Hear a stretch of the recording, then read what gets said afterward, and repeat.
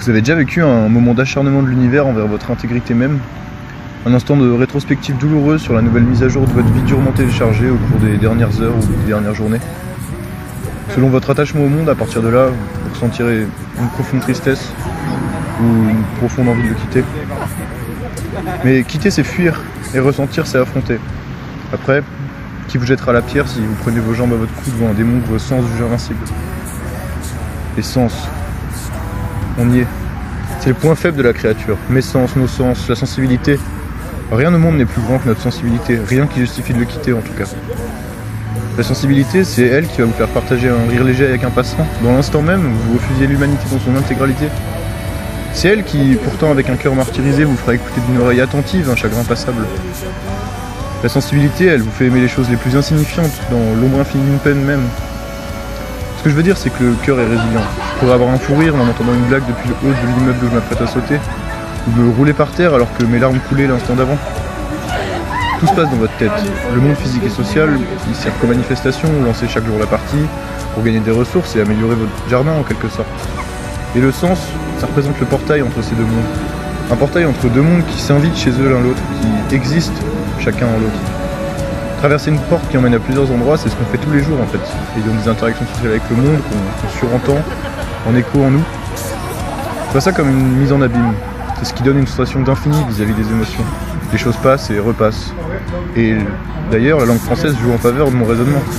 Mettre en abîme, c'est placer dans un fond, c'est enfoncer quelque chose. Tout ce qui passe dans le portail est voué à s'enfoncer, à servir de socle à la chose suivante. Mais je crois que je perds en clarté, qui est symbole de la complexe simplicité du cœur. Mais cette idée de mise en abîme, elle me plaît, c'est tout. À vous de la voir. Parfois, le monde me dégoûte. Il n'a aucun sens. Tous les acteurs qui s'y trouvent adviennent uniquement pour me desservir, soit par malveillance, soit par humiliation. Puis, quelques instants après, je me dégoûte moi-même. Je me scarifie le cœur d'avoir goûté du monde si bon et pourtant si mauvais.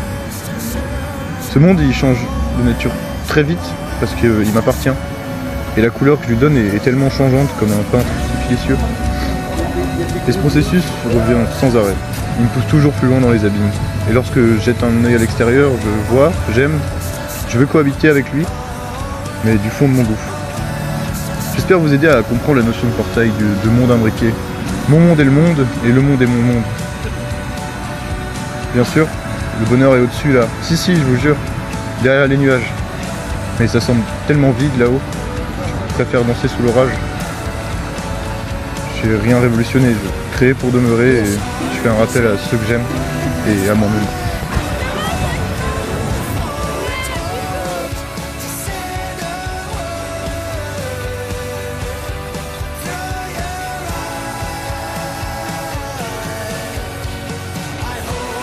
Un peu que le...